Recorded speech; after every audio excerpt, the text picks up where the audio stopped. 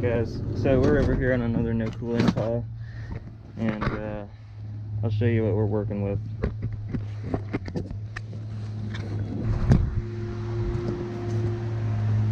Alright, so we have this Trane.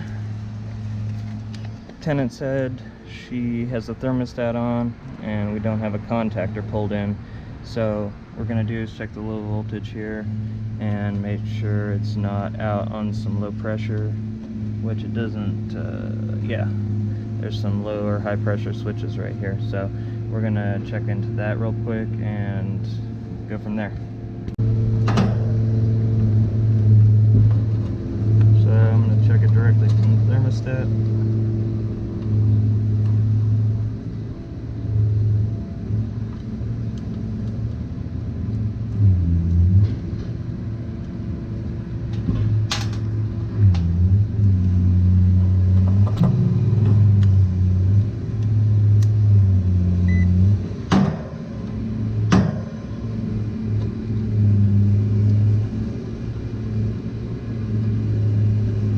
Doesn't look like we have a call.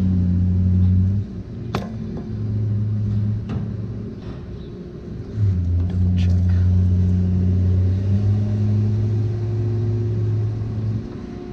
Yeah, we don't have a call out here.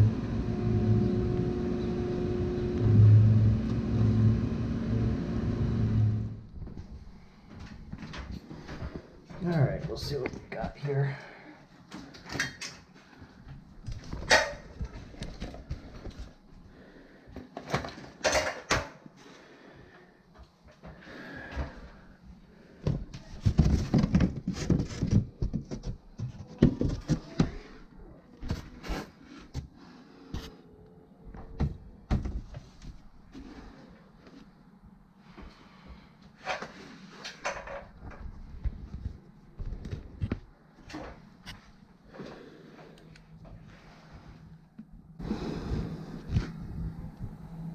Alright,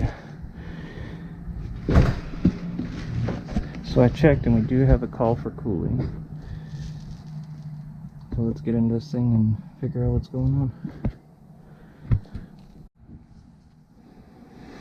Alright, so we had checked outside for a call for cooling and we weren't getting it from the air handler, so now we're going to check in here to see if we are going to be getting it from the thermostat. So here is our power with our float switch, so we are breaking red on our float switch. So I'm going to check for 24 volts here at the transformer first and trace it from the transformer down to the outside unit through the thermostat.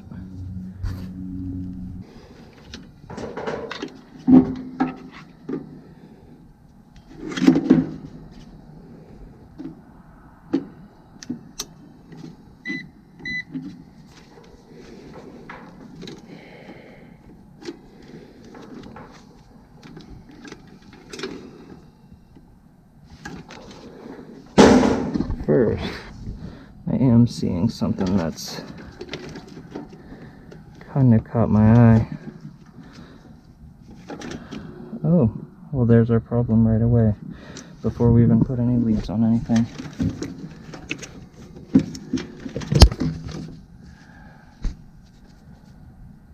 You guys can see I had a low voltage short somewhere.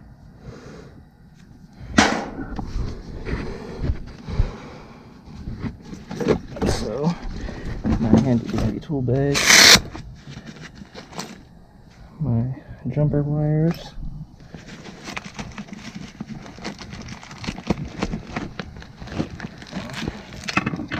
things, screwdrivers. Where is it? Here it is. I have my puppies. So we are going to take our leads, shut this off first.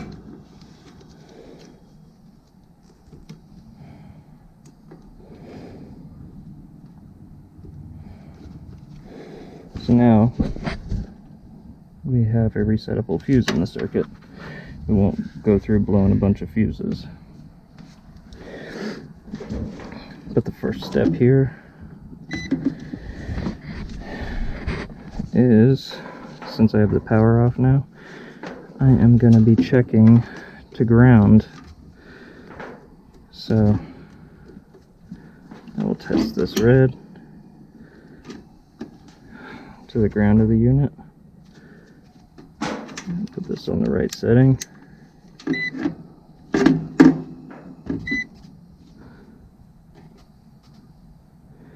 See, we have 1 ohm to the ground of the unit. So we definitely have a short up here somewhere. So I'm going to dig around a little bit and see if I can't find it. So I was wrong in what I was thinking. There's 1 ohm of resistance between this hot contact here for the 24 volt control over to the ground to this common. I thought there would be a lot more through that coil, but it doesn't seem to be the case. I pulled this off, checked the voltage here, and I was getting 24 volts, so our coil is working properly. Now, I still haven't tripped my pop fuse here since I turned the power right back on. But the unit's not coming on, so there's a chance our thermostats didn't reset. So I'm going to go ahead and there's a chance our thermostats reset and the call for cooling went away on the thermostat. So I'm going to go ahead and jump this out and give it a call for cooling from up here and see if we can get this unit to come on and not trip.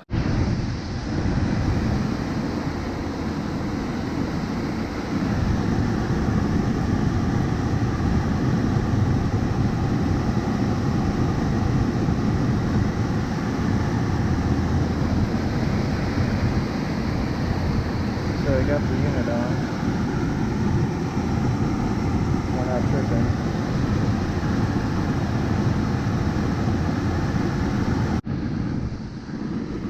So I got the panel kind of stuck on there so I could talk.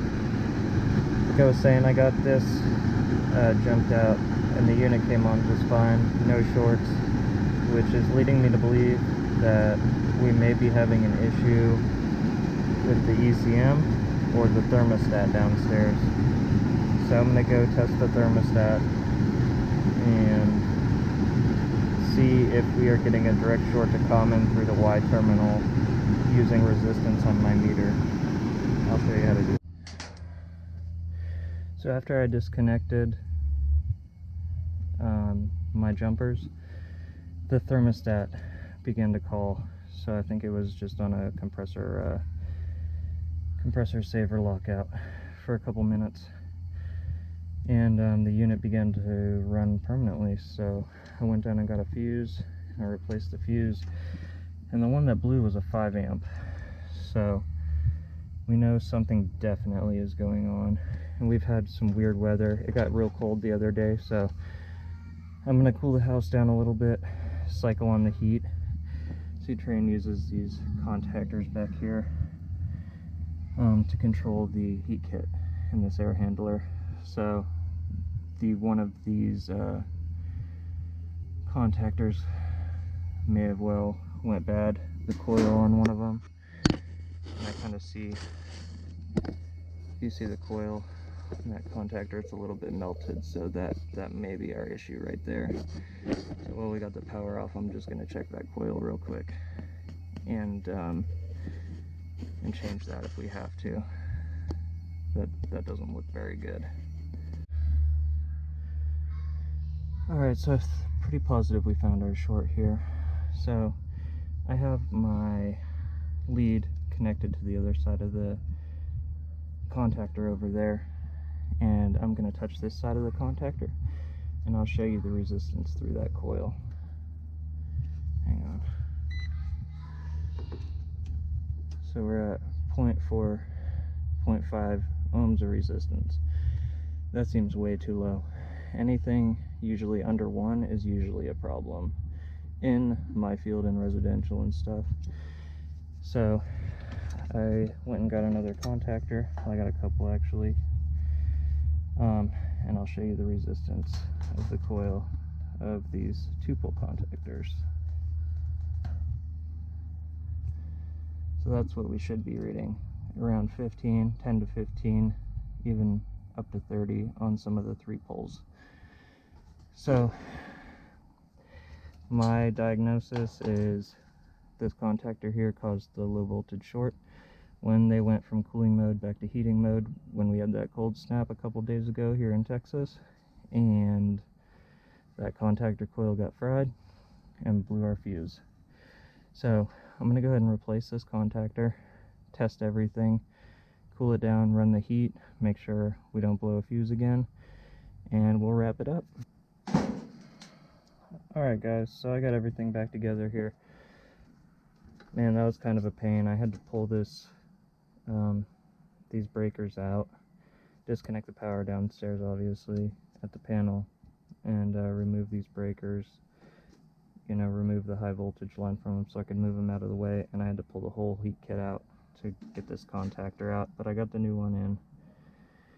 And I'm kind of interested to figure out what would cause that coil to go bad like that. The only common characteristic I could find is with these little spade connectors. They all seem to be super loose when I pull them off, and I don't know if it's because I pulled them off the way I did and it opened them up or what, but when I tried to pinch them back closed, they decided to break on me, so I had to replace several of them on this contactor. But anyway, I got a bell back in, and I'm gonna go turn the breaker on downstairs and get this unit. Alright, so we got it back on, got it all cleaned up. Oh, the best I could really. Thermostat was called, the unit just came on. So we're gonna let this house cool down a little bit, and then we're going to check the heat.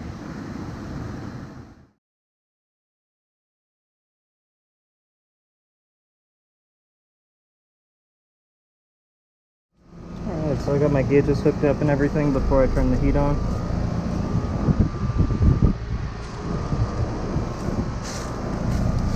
We got here, looks like a 3.5 ton Trane and 12-degree design subcool.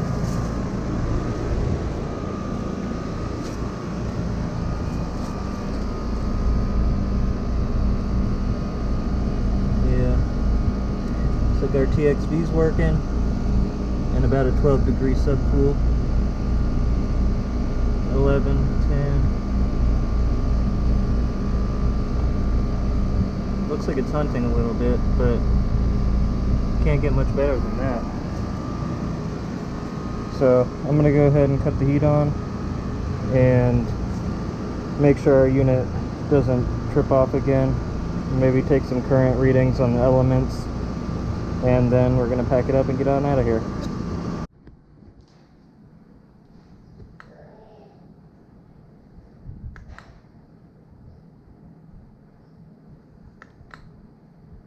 I'd say our heat's working pretty well.